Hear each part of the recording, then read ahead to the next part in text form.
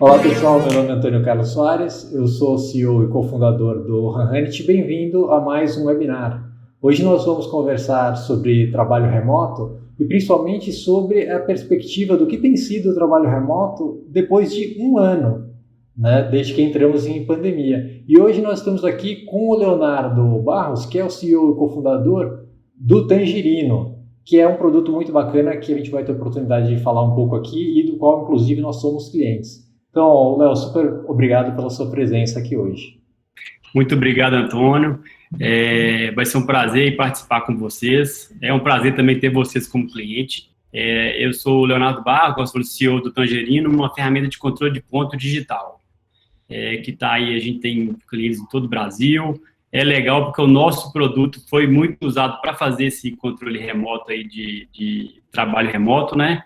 Então, vai ser legal porque a gente vai poder trocar experiência tanto da empresa, mas também do que a gente viu aí com os nossos clientes.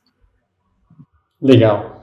Léo, eu queria saber primeiro como é que foi a entrada de vocês no trabalho remoto. No Hanhanit, a gente tinha já algumas práticas do que a gente chamava de, à época, de flexibilização da jornada de trabalho, que era a gente incentivar as pessoas a trabalharem de casa alguns dias durante a semana ou adotarem horários flexíveis, mas com um core de trabalho presencial síncrono, né, dentro da empresa.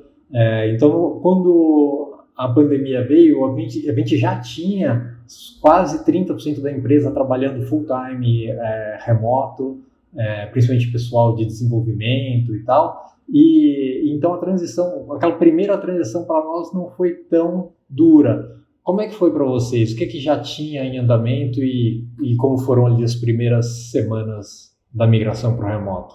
Não, legal, essa pergunta é boa, porque na verdade a gente não estava preparado nada, diferente de vocês aí que já estavam esse caminho, né, de começar já um trabalho remoto. Aqui no Tangerino a gente não tinha esse costume, né, de trabalhar remoto. O pessoal gostava de ir na sede, a gente tinha essa questão do time estar muito junto, da gente trocar, fazer muita reunião. Eu acredito muito nessa questão de proximidade do time, de ajudar muito na troca de inovação, questões de sinergia entre as áreas, né? Mas eu comecei a ver esse movimento de várias cidades, fora do Brasil até, começando essa questão do lockdown.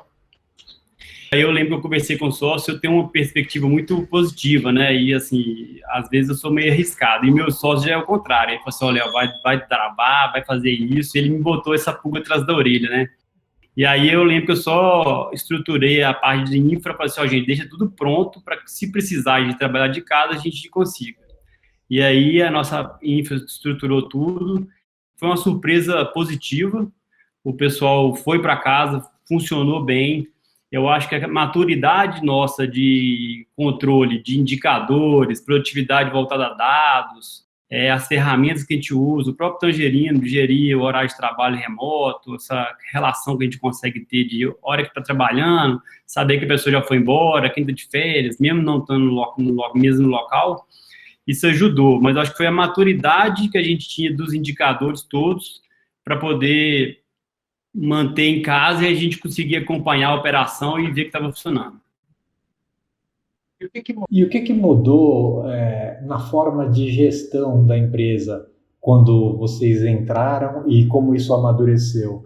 E aí, só dando um pouco de contexto, assim, dentro do Hand, algumas áreas faziam dailies, por exemplo, a gente tinha algumas rotinas já bem institucionalizadas assim dentro da empresa em relação a OKRs e algumas práticas de revisão trimestral, mensal e até semanal de acompanhamento com as reuniões da equipe, e algumas áreas faziam as suas dailies. E aí uma das principais mudanças em termos de práticas de gestão que a gente fez foi começar a ter as dailies entre os líderes, em todas, dos sócios com os líderes e dos líderes com as suas equipes em todas as áreas e de uma forma bastante estruturada, naquele formato clássico de o que eu fiz ontem, o que eu vou fazer hoje, quais são os obstáculos que eu tenho, e dali pensando temas para reuniões ou para fóruns específicos. Como é que vocês se organizam? Como é que vocês estão se organizando e como é que isso evoluiu?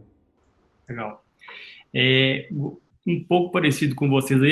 Nós tínhamos áreas que tinham já isso bem estabelecido, um processo ágil dele, já tinha ritos bem estruturados, e outras áreas nem tanto. Então, quando a gente migrou, a gente viu a diferença que esses ritos causavam no processo, né, que estava remoto, às vezes não precisa fazer, porque você está lá uma equipe pequena e todo mundo trabalha junto, e acaba que você está ali o tempo todo em contato, né?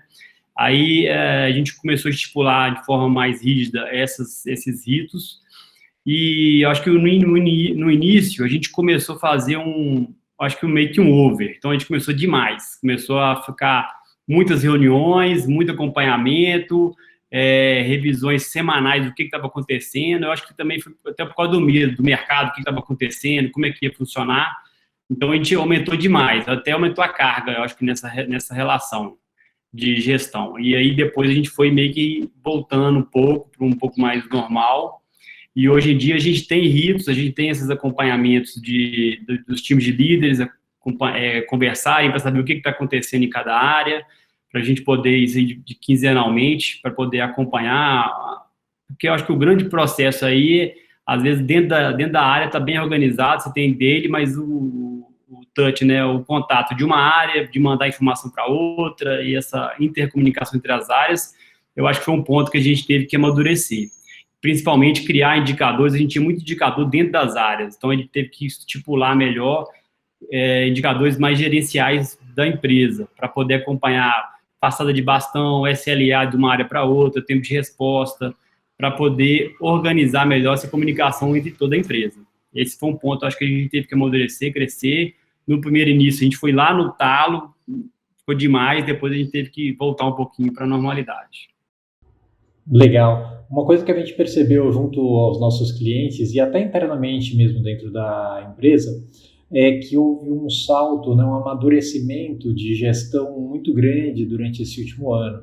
Então, começou com aquela história de quem estava pensando em talvez algum dia fazer com uma pequena parte da equipe alguma coisa relacionada a trabalho remoto ou a flexibilização de jornada, de repente teve que pular de cabeça 100% das pessoas, talvez tenha sido um dos maiores experimentos de gestão coletivos da história da humanidade, né? Se não com certeza foi, né? E houve, é claro, empresas mais maduras e menos maduras, mas acho que todo mundo teve que dar um salto de gestão. E isso daí, falando dos nossos produtos, terminou sendo muito benéfico, né? Porque são produtos que respeitam a maturidade da empresa, mas que ajudam elas a seguir adiante e a dar o próximo passo, né? No caso uma das coisas que a gente viu surgir como uma necessidade que não existia muito claramente, de uma forma muito clara, eu acho que esse é um dos pontos que você estava colocando agora, é essa questão de você ter uma fonte única da verdade dentro da empresa. Né? Você ter um local que reúne tudo o que foi combinado, né? Onde você fisicamente dentro do escritório, as pessoas estão lá, e o trabalho está acontecendo ali dentro, e você termina deixando algumas coisas acontecerem de uma forma mais informal. E aí, a partir do momento em que você faz isso de uma maneira distribuída, onde eu sei o que está acontecendo passa a ser uma coisa muito mais importante, né? E que antes você não tinha de uma forma tão clara. Tem outras coisas que vocês sentiram como pontos de atenção ou, assim, ou pontos de dificuldade que vocês tiveram que resolver ao longo do tempo? Teve. A gente foi aprendendo nessa parte também, né? Mas a gente viu que infraestrutura do funcionário, isso contava muito para o bom desempenho do trabalho dele. Então, no início, a gente ficou muito preocupado em gestão, mas depois a gente viu, assim, tem gente que a estrutura que ele tinha em casa não conseguia atender o que ele precisava fazer. Então, a gente teve que começar também a entender um pouquinho da realidade de cada um, ver o que a gente poderia fazer para tentar ajudar em questão de estrutura, de computador melhor, de cadeira, mesa, que a gente colocava, internet. Então, assim, a gente começou a entender o que a gente precisava fazer para ajudar nessa infraestrutura. a própria relação, assim, tem gente que morava numa república, então, assim, pegou todo mundo desprevenido. Então, a gente teve que realmente ter um cuidado, a área de gente de gestão conversou com todo mundo para a gente entender a realidade, porque, assim, foi meio... E todo mundo ficou muito com medo também, né? Então, assim, ainda teve isso, a gente ficou com medo das pessoas também terem depressão, a gente viu também que teve um excesso de trabalho gigante, então, assim, a gente conseguiu acompanhar isso pelo próprio Tangerino, e isso eu vi que não foi uma tendência, assim, só nossa, né? A gente consegue, pelo Tangerino, a gente tem mais de 5 mil clientes, então a gente viu que, sim, todo mundo aumentou uns 10 a 15% aí de hora extra, quando começou o lockdown.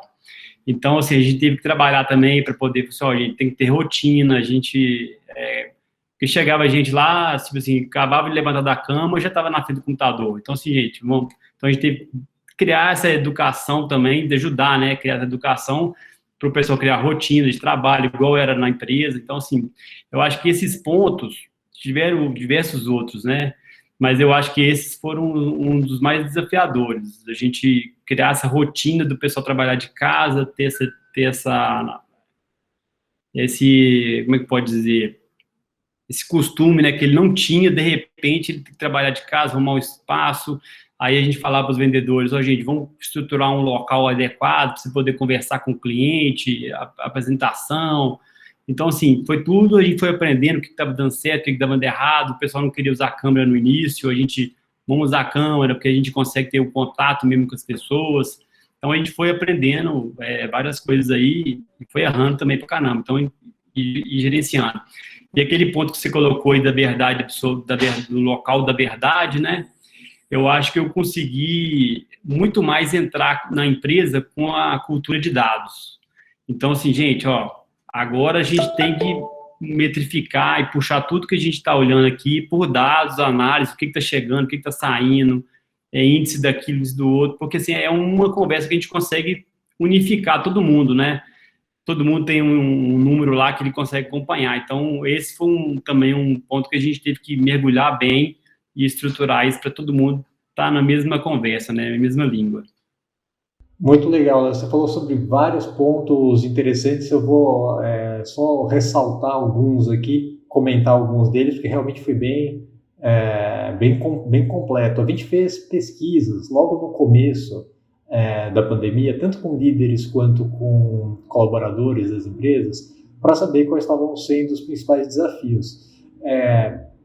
E a gente percebeu isso também, tanto por dentro do Hunt quanto por pesquisa, esse aumento do número de horas trabalhadas. Então, o que acontecia? Do lado do gestor existia uma preocupação, e até acho que falar desconfiança seria um termo errado, mas assim, uma dúvida em relação à produtividade, um questionamento sobre se seria possível ser produtivo trabalhando de forma remota, ou tão produtivo quanto antes, trabalhando de forma remota. Todo mundo entrou também naquele sentimento de faca na caveira mesmo, assim, eu tenho que fazer funcionar, a empresa está em risco, o mercado está em risco, eu vou pegar aqui, vai funcionar, porque estava todo mundo perdendo emprego, aquele clima ruim, né? Isso. Então, eu acho que, assim, foi um experimento de todo mundo entrar em home office, mas foi um experimento num lockdown, que eu acho que talvez até propiciou a gente a forçar isso a realmente dar certo. Porque se fosse talvez num momento diferente,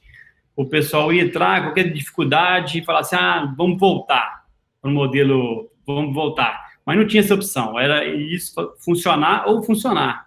E aí eu vi que o pessoal entrou assim, a equipe, eu vi que o comprometimento foi lá no alto, todo mundo querendo trabalhar muito para aquele negócio realmente funcionar. Então, esse foi um ponto também que eu vi, assim, que mentalmente, né, por ser o lockdown, mudou muito como que o trabalho remoto funciona também, né? E eu acho que tem esse aspecto inicial, né, que todo mundo teve essa coisa da faca na caveira, do comprometimento, de subir a barra, inclusive, lutar para que a empresa passasse por isso, inclusive até defendendo o próprio emprego, mas defendendo a empresa, tendo empatia com o momento que os clientes da empresa estavam passando, etc. e tal. Mas, assim, até como sociedade, a gente vê que foi aquele momento em que teve uma onda muito grande de doações e uma série de outras coisas. E aí, depois, existe uma diferença muito grande, que é isso que você está falando, entre trabalho remoto e trabalhar durante uma pandemia, né? E trabalhar em isolamento social, porque você tem uma parte grande da sua vida que você mesmo trabalhando remotamente, você resolveria, né? Você teria essa riqueza de contato através de relacionamentos pessoais fora do horário de trabalho, ou academia, grupos do que quer que você participe, etc. e tal, família, o contato mais próximo com os amigos, final de semana viajando, ou fazendo atividades com outras pessoas, etc. E isso tudo você está em confinamento. Então, você está trabalhando em confinamento, que coloca uma camada de estresse em cima da história toda muito grande. O que talvez explique um pouco um dado que a gente vê nas pesquisas, que é quase 60% das pessoas declarando que terminam o dia de trabalho esgotadas. E isso é uma coisa complicada aqui, porque a gente percebe os benefícios que existem no trabalho remoto e no trabalho híbrido, mas atualmente a gente tem uma camada de estresse em cima disso que dificulta a sustentabilidade dessa história. Inclusive, a gente publicou um e-book juntos sobre a questão de sobrecarga de trabalho, né? Vocês veem e ajudam, né, os gestores a identificar se está acontecendo essa história de excesso de trabalho, seja por excesso de carga ou por uma certa, vamos dizer, desequilíbrio de esforço que está acontecendo. E a gente, dentro do Hunt, a gente lançou um negócio muito grande que a gente priorizou a partir da pandemia, que a gente internamente chama de Gantt Capacity, que na verdade é a história de conseguir distribuir as tarefas de acordo com a disponibilidade da equipe, né? Essa é uma coisa muito importante, que é você, num ambiente físico, a maioria das pessoas termina trabalhando um pouco com aquele modelo de gestão por esforço percebido, né? Então, se o cara não está fazendo nada, eu passo alguma coisa para ele. Se eu estou vendo que o cara está correndo para todo lado, eu dou uma segurada. Vejo ali um pouco as conversas do café, até que horas o cara está ficando, se o cara está chegando, se o cara está comendo na mesa. Faço uma gestão meio visual ali do que está acontecendo e toco para frente o barco. E você, em trabalho remoto, obviamente nada disso acontece, e passa a ter essa necessidade das ferramentas e dessa gestão à vista, que foi o que você falou em relação a disponibilizar as métricas, tanto de volume de trabalho quanto de resultados que estão sendo obtidos, e dar um pouco mais de instrumentação para que esse equilíbrio possa ser atingido, tanto em termos de volume de esforço, quanto volume de entrega, quanto de resultado que precisa ser atingido, né? Eu acho que isso faz parte de desse amadurecimento, né, que a gente está falando, que as empresas estão tendo que passar. E aí eu te faço uma pergunta, que é o seguinte: pulando agora, olhando de agora para trás e para frente, né? Então, olhando para trás, do ponto que vocês estão agora, o que vocês estão pensando em fazer diferente para o futuro? Tem alguma coisa que ou coisas que eventualmente não necessariamente agora, mas que recentemente vocês andaram mudando em função desse um ano de experiência? Alguma coisa que você gostaria de trazer? Contar pra gente. Eu vejo o seguinte, igual você colocou, a gente tinha aquela visão que você estava lá acompanhando, você via quem estava produzindo, quem não estava, e você podia cobrar mais, você via que a pessoa estava mais relaxada. E eu acho que esse movimento de cobrança, você não tem como mais saber se a pessoa está lá no computador, trabalhando. Então, você ficou muito mais uma gestão de entrega, uma gestão de produtividade, uma gestão dos indicadores que a gente está buscando, e a pessoa se gerenciar. Então, esse amadurecimento dela poder se gerenciar, se organizar, e a gente mais apoiar ela, como que ela faz isso, mas a gente monitorar o que ela está realmente produzindo. Eu acho que isso foi um paradigma também, de menos controle e mais gerenciamento das entregas que ele tem, da produtividade que ele gera. Esse eu acho que foi uma mudança, não só no Tangerine, mas acho que em várias empresas, porque você, fisicamente, você não consegue acompanhar. E eu acho que essa questão do trabalho híbrido também é uma coisa que a gente quer apostar muito, trabalhar com esse movimento de pessoas, porque eu vi que vários times funcionam muito bem em trabalho remoto, eles conseguem, muitas vezes, ter mais foco na atividade que está fazendo, mas eu sinto também, às vezes, uma necessidade da gente realmente nos reunirmos e trocar ideia para uma solução de um problema, de uma proposta de uma inovação que a gente quer fazer. Isso eu acho que a troca presencial ela é muito rica. Mas eu vejo que tem um meio termo aí que eu acho que vai ser muito bem aproveitado, se as empresas tiverem essa maturidade, eu acho, de entender que agora você não tem como, e nem, acho que não é o momento agora de você ficar cobrando o esforço, mas você tem que monitorar, na verdade, a produtividade. E isso, você monitorando, você consegue ver. A gente contratou muitas pessoas durante a pandemia e a gente via quem que performava junto com o time já que estava lá anteriormente, quem performava até mais e quem não estava performando na atividade dela, para aquele fim, né, aquele objetivo. Então, assim, eu acho que a mudança nossa foi essa, e eu acho que a gente agora já está, quando acabar, a gente entrou no modelo híbrido, aí depois do lockdown em BH veio de novo, a gente voltou para 100% do home office, e o objetivo nosso é manter essa questão do trabalho híbrido, e eu vi também que, assim, a grande maioria das empresas, acho que vão adotar esse modelo também de trabalho. É muito legal. A gente fala muito aqui sobre a mudança de paradigma, que é de mudar de gestão por esforço percebido para gestão por entrega realizada, né? Então, você ser capaz de ter uma expectativa justa em relação ao que a pessoa deveria fazer, combinar isso com ela e depois verificar ou ajudar a pessoa a fazer aquela entrega caso tenha tido algum problema É uma gestão até em conjunto, né? Que você vai sentar junto com a pessoa, vai definir com ela, você já vai ter, eu acho que a grande vantagem das empresas que já tinham uma gerência desse tipo, eles já tinham indicadores para poder ver o que era uma produtividade aceitável, o que não era. Então, assim, isso foi usado para essa experiência remota, né? Eu acho que tem um ponto muito importante, assim, que de vez em quando a gente toca aqui, que é a questão de que gestão é uma responsabilidade compartilhada, né? É uma missão coletiva, conseguir trabalhar de uma forma produtiva, racional, gostosa e sustentável, né? Você pode disponibilizar as ferramentas, disponibilizar os meios, mas as pessoas têm que ter um pacto, né, de querer atingir um determinado objetivo através de uma certa forma de trabalho, respeitando princípios e valores da empresa, né, da forma de fazer aquela entrega. A gente também acredita muito na questão do trabalho híbrido. Tem nas pesquisas que nós realizamos, mais ou menos, não me lembro o número de cabeça agora, mas é tipo assim, entre 60% e 70% das pessoas querem trabalhar de maneira híbrida.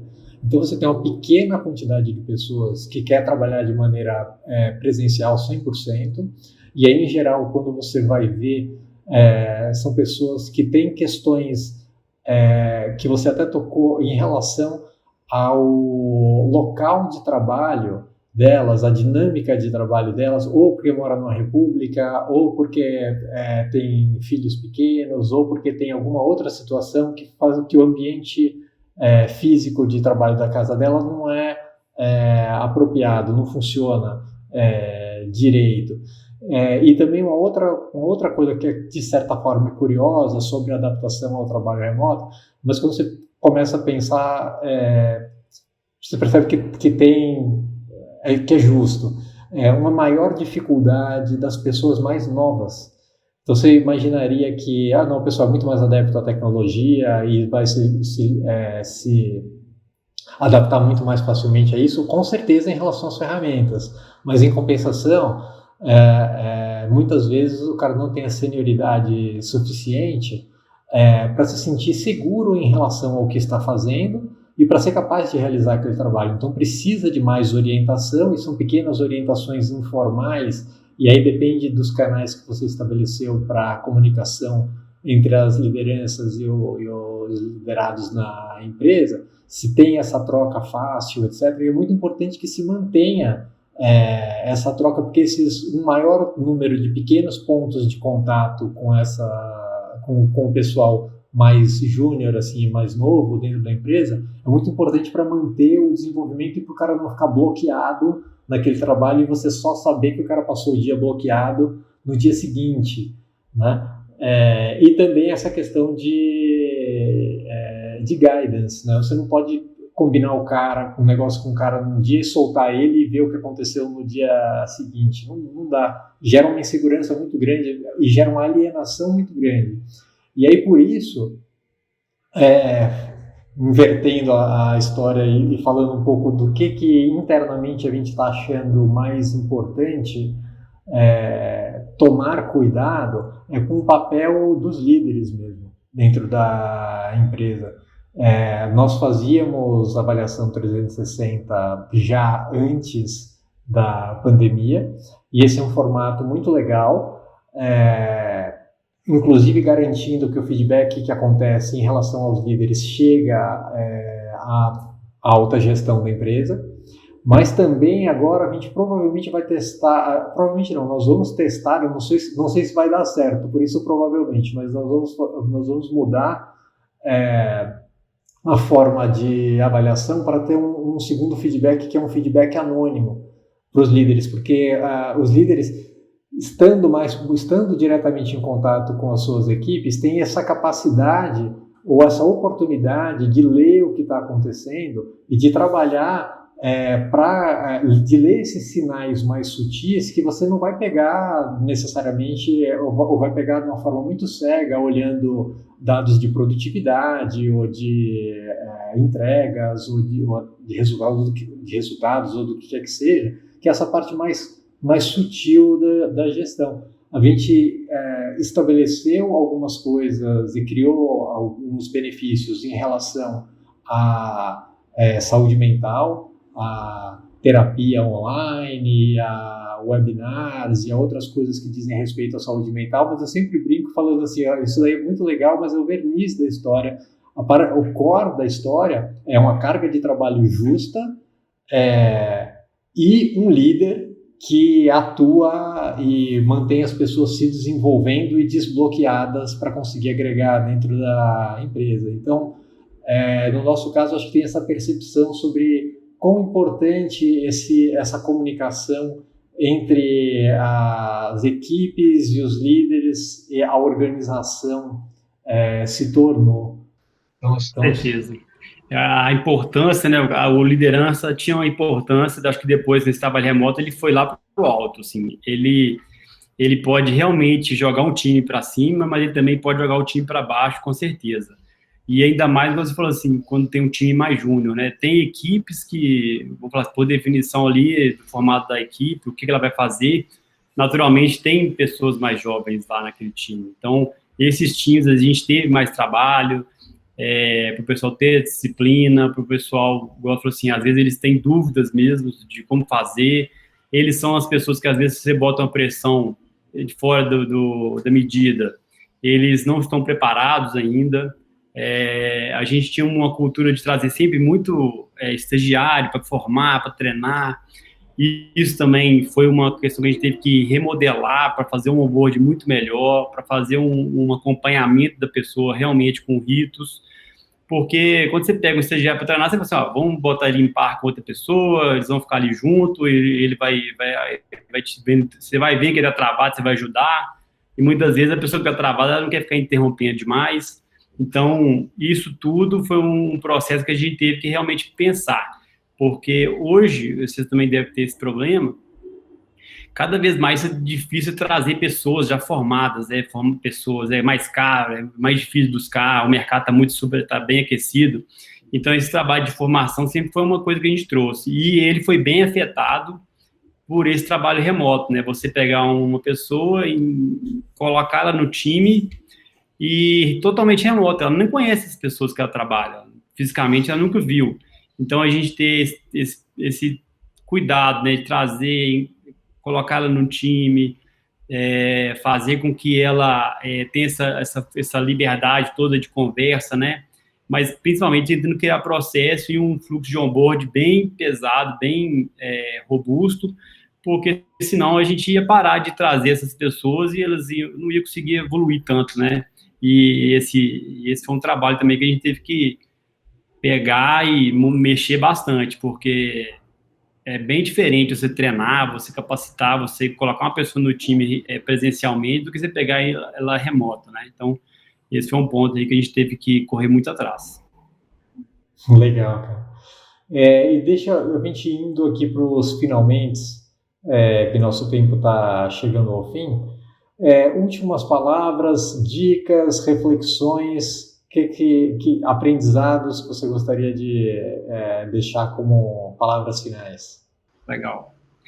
Bom, primeiro acho que é um momento, acho que dá um pouco de esperança, né? Eu acho que assim, a gente já mostrou que a gente consegue dar conta dessas turbulências todas, né?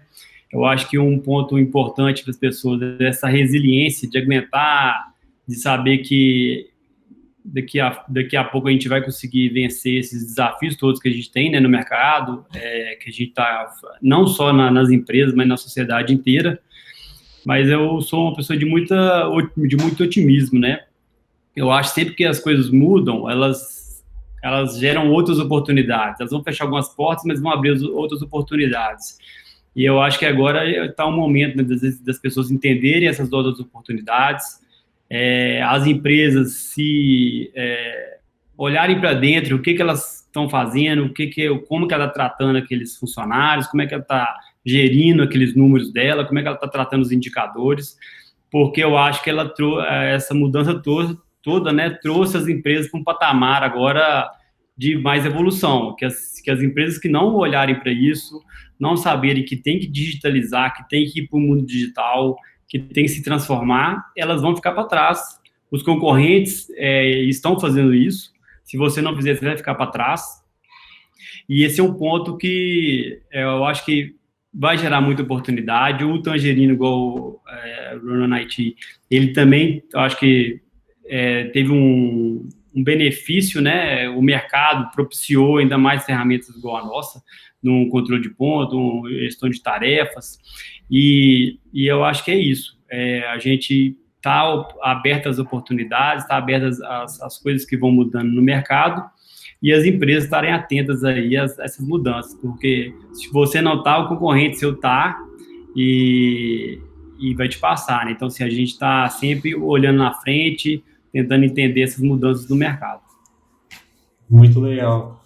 Eu concordo super contigo. Uma coisa que a crise faz muito bem é fazer as pessoas pensarem sobre o que é essencial, né, e o que é supérfluo.